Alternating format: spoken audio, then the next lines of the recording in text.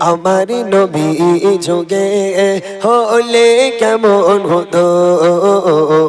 জন্ম আমার নবী যুগে হলে কেমন হতো জন্ম আমার নবী যুগে হলে কেমন হতো তো নয়নে রাসূল পাক দেখিলে কেমন হতো তো নয়নে রাসূল পাক দেখিলে কেমন হতো জন্ম আমার নবী যুগে হলে কেমন হতো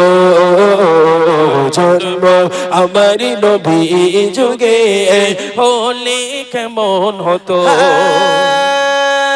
শীত বেশে হযরতে